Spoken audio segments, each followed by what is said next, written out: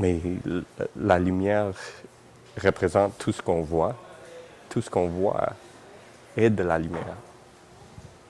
On voit ce qu'on aperçoit comme étant des objets parce qu'ils reflètent la lumière. Et la lumière comprend toutes les couleurs. L'absence de lumière, c'est l'absence de toute expérience visuelle. La lumière était toujours utilisée, une fois qu'on avait la capacité de contrôler la lumière, on a toujours utilisé pour moduler nos perceptions de notre environnement. Et depuis qu'on a maîtrisé le feu, on a utilisé le feu la nuit pour créer un sentiment de sécurité. Et depuis là, on a juste avancé d'une époque à l'autre dans notre capacité de contrôler la lumière visible et de l'exploiter pour sentir pas juste sécuritaire, qui est au fond de l'hiérarchie de Maslow, mais d'achever de plus en plus un état d'avancement, d'enlightenment. Je pense que ce qui intrigue tout le monde avec la lumière, qui conçoivent et produisent des installations lumineuses, c'est la capacité d'appliquer la lumière pour transformer un environnement, une surface. Il y a toujours une tendance de vouloir l'utiliser pour mettre en valeur quelque chose d'autre qui est plus secondaire, qui est de mimiquer ou la lumière naturelle du jour, peut-être avec du couleur, mais surtout pour mettre en valeur une pièce d'architecture ou une sculpture ou quelque chose qui aurait été autrement dans l'ombre la nuit. Mais aujourd'hui, avec toute la capacité qu'on a de contrôler la lumière à moyenne et haute résolution, c'est vraiment la capacité de créer quelque chose qui enveloppe et qui immerse un visiteur qui est intéressant avec la lumière. Et c'est ça qui m'intrigue, c'est la capacité d'utiliser la lumière pour transporter, transformer. Comme on aurait pu remarquer dans des cinémas, par exemple, la lumière est capable de nous convaincre qu'on est dans une autre réalité, qu'on est dans un autre monde. La lumière est à la base de la nature. C'est un des fondements de matière et énergie. Et moi, je pense qu'il n'y a quasiment rien qui est impossible avec la lumière. On est capable de transporter d'énergie, mais on est capable de transporter d'informations, de créativité, de art et intelligence et symbologie avec la lumière.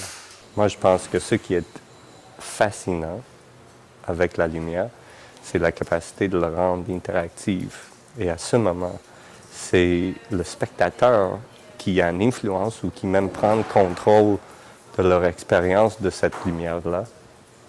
Et c'est à ce niveau que moi je trouve que la lumière offre une flexibilité qui est très difficile à achever avec d'autres matières aussi nobles qui peut être que tu travailles en acier, que tu travailles en électronique. C'est très difficile de rendre ton environnement réponsif et renouvelable comme on est capable de faire avec la lumière. La lumière est tout simplement des plus flexibles et puissantes manières de créer de contenu et d'expérience. Donc, la tendance que le contenu haute résolution apparaisse dans des spectacles est naturelle parce que avec les technologies qui existent actuellement, tu peux donner l'apparence d'un set physique qui aurait coûté des millions de dollars à construire et à fabriquer à chaque reprise sur les scènes d'un spectacle. mais tu peux donner l'apparence d'un environnement 3D avec la lumière et pas seulement pour que ça soit beau visuellement, mais ça peut être un environnement qui, comme on a discuté, qui inclut, qui honore, qui reflète, qui engage le public, qui leur invite à participer et faire partie de la façon dans laquelle cet espace s'exprime.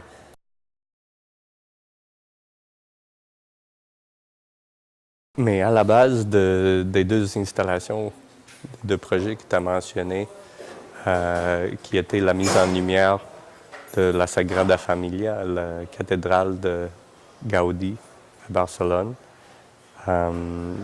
et la création d'une identité multimédia pour l'aéroport de Los Angeles.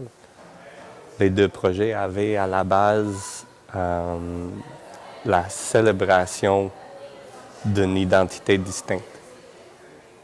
Il n'y a pas d'autre façon à résumer les prémices de base de ces deux projets. On voulait, dans le cadre de Ode à la vie,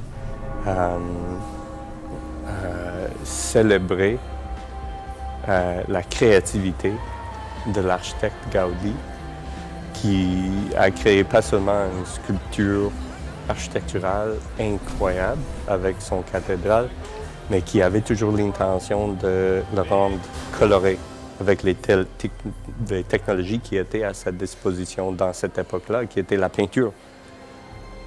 Moi, je pense que Gaudi aurait été extrêmement contente de voir qu'il n'était pas condamné à choisir une couleur, parce qu'il adorait les couleurs, mais que son cathédrale pourrait être une canevas pour une multitude de couleurs et d'expériences visuelles qui attirera le monde vers son célébration du divin, de la lumière. Et en Los Angeles, à l'aéroport, on voulait carrément créer un portail où les passagers qui entrent à la ville de Los Angeles ou non, qui soient immersés dans l'identité de tout ce qui est Los Angelienne. Donc, à leur arrivée, à leur départ, lors de leur période d'attente, on voulait qu'ils expérimentent tout ce qu'ils pouvaient de la richesse, de la créativité et la culture de Los Angeles, qui est basée dans l'esprit de beaucoup de monde, surtout sur la création de contenu audiovisuel, soit de musique, soit de cinéma, soit de télévision. Et au-delà de ça, aussi permettre une canevas sur laquelle on pourrait passer plein de messages informatifs ou symboliques par rapport à l'aéroport en soi et la communauté qui l'entoure et qui le sert. Donc la lumière sert à engager un public nomadique, transient, dans l'identité de cette région-là. Le contenu audiovisuel représente la majeure partie de ce qu'on vit, qu'on expérimente comme humain. Donc, notre capacité à une boîte comme Moment Factory de concevoir et produire des expériences de lumière et son, c'est notre capacité de contribuer à l'expérience évoluante de l'humanité.